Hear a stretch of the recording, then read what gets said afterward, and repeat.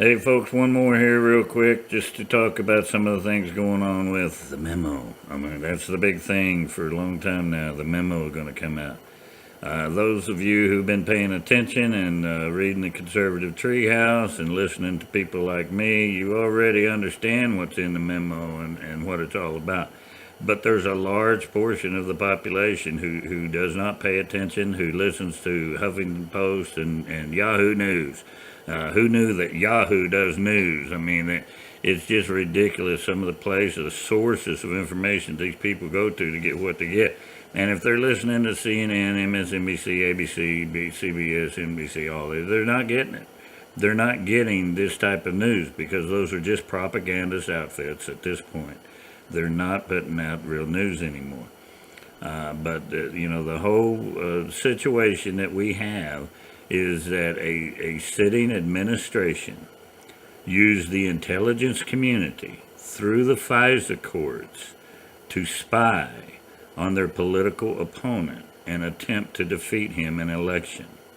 If that's not bad enough, then after losing the election, they continued the spying on that individual and tried to use it to bring up an investigation that would be make it an impeachable offense that this guy has done or whatever.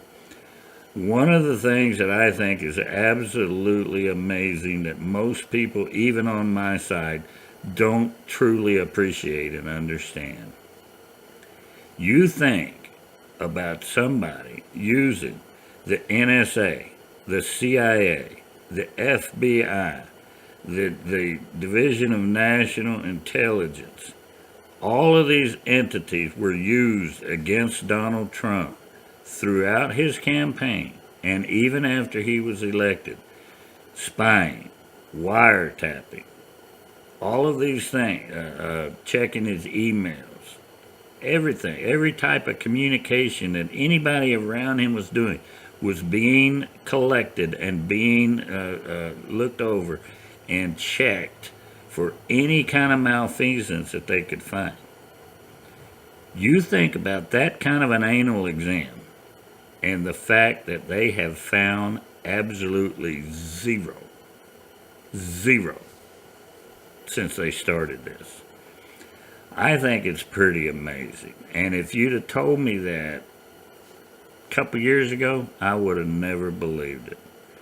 I would have never believed that there's anybody that has risen to the level that Donald Trump has risen who could make it through that kind of an anal exam without something fairly explosive coming out. And it has not. They got nothing on this guy. And so that's why they keep going on with the Russian collusion, okay?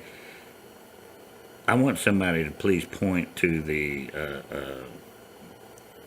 law against Russian collusion. There is none. There's no such thing. It's not even a crime. So they've made up something because they couldn't find anything on this guy, and it's pretty amazing. But I'm getting distracted, so let's get back to the point. The point is that this memo is supposed to be coming out. The reason that they're putting out this memo is that so many Americans do not understand what's going on because they get their information from somewhere else. In America, how do you get something out? Well, it has to be salacious. It has to be a bomb. You got to throw a bomb in the room, right? It's got to be something that's so big that everybody has to cover it whether they want to or not. Donald Trump is a master at this. He actually gets the press to cover things that he wants them to cover through his own tweets and comments and stuff. He'll make a comment and a tweet and he'll talk about it for a week. And then that gets it out in the public mind. The public mind gets it out there. And then he'll come out and he'll throw out a couple of facts that just completely change the narrative. And he totally owns these people. And he's done it ever since he started this campaign. That's a little bit of what's going on here. This is a dog and pony show. Like I said, people paying attention already know what's in the memo. So why the drama? And why didn't they just release it? No, they have to talk about releasing it. They have to think about releasing it. Or they have to have a discussion about it. Or we're going to have a committee meeting on whether we release it. We're going to vote in the Congress whether or not we should release it. Oh, wait a minute. Before we release it, we got to send it over to everybody so they can read it. And so, okay, we'll do that. Oh, well, we can't release it until we let the FBI look at it. And so we'll let them look at it. Then we'll decide if we release it. Well, we can't release it without the president's approval, so we're going to send it to the president. See, they drag it out. They drag this out over and over. The news cycle has been filled with the memo for 2 or 3 weeks now. It's brilliant. It's brilliant. Marketing strategy. It's brilliant. When the memo comes out, how many Americans are going to want to know what the hell's in there? They've been listening to this shit for 3 weeks now. How many American people are going to want to know what the hell is in that memo? So when the memo comes out, they're actually going to get it. They're actually going to read it. They're actually going to look at the evidence within it. They're actually going to try to figure out what in the hell that memo is all about. Whereas if they'd have just immediately released it, it would have been dismissed as GOP propaganda, and nobody would have paid attention to it. People on the left would not have even read it. They don't need to. They've already been told. We've already discussed this about the way the liberals work. They do what they're told. They don't pay attention. They don't really think. But now that you've attached this kind of emotional attachment to it, this drama that they've attached to the memo, right? People are going to want to know, and they're actually going to read it. And what they read is going to bother them. And that's because it's not just a little memo. We've had an IG investigation going on within the government for before Donald Trump ever became president, Michael Horowitz. Once Donald Trump became president and Jeff Sessions became Attorney General, because of the leaks that were going on, they quietly started, and they announced it, but it was fairly quietly started an investigation into the Department of Justice and the FBI on the leaks, which means they have authority to go in there and tap people. Right? They now have legitimate authority in an investigation to tap people, to get their communications, to wire people, to go in and talk to them and get them to say things. All of this can now be done legally. This is the difference between Obama and Trump. Trump's doing it legally. Obama did it illegally. So this is what's been going on for a long time. So you're not going to just get the memo. You're going to get the memo, and you're going to get names, and you're going to get the things that they've said, and you're going to get hints that there are recordings of them saying this. You're going to get hints that there is documentation of them doing what they did. This is a criminal case that has been being built, and it's going to come out. And when it does, it's going to be devastating to the Democrats. But one of the reasons I wanted to make this little video is to get something across to you that nobody is talking about, especially people on my side. And that is, where did this come from?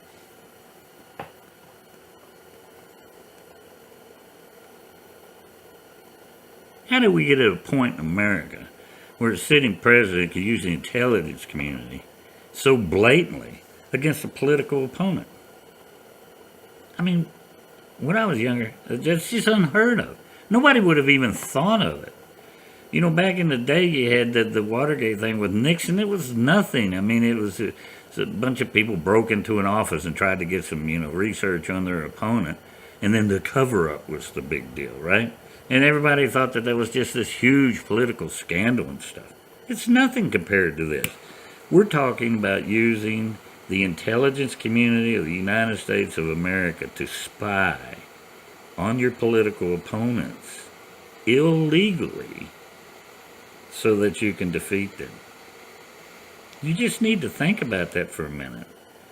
If we're going to live in a country where the sitting party can spy on its opponents illegally and we're just going to shrug it off and not pay attention to it, we're done. We're done. We're Banana Republic stuff now. This is what the KGB does. And ironically, the Russia stuff. Putin does that kind of stuff all day long. And then yet, who's doing it? Barack Hussein Obama. That's who's doing it. And so this is going to be terrible. But what I'm getting sidetracked again, I'm sorry for. What I want to get across to you is, why did we get to this point? Well, it's George Bush's fault. I know. You've heard that many times. It's George Bush's fault. You didn't want to hear it. Well, I'm telling you, it's George Bush's fault. And you know what else? It's my fault. It's my friend's fault. It's many people that I know's fault. It's my brother's fault. It's my sister's fault. And you know why? Because after 9/11, we allowed our government to pass the Patriot Act. One of the first things that you need to understand about the federal government is that when they pass a policy and they put a name on it, whatever name they put on it, the exact opposite is true. So if they say that it's the Patriot Act, it's the Anti-Patriot Act. If it's the Affordable Health Care Act, it's the We're going to raise your health care costs astronomically Act. If it's the We're going to hold government accountable Act, it means we're going to cover the government's asses Act. That's what it always is, the opposite of whatever the name of it is. That's what the Patriot Act was. It was not a Patriot Act. Patriots don't spy on Americans. Patriots don't do some of the things that the government's been doing since 9/11.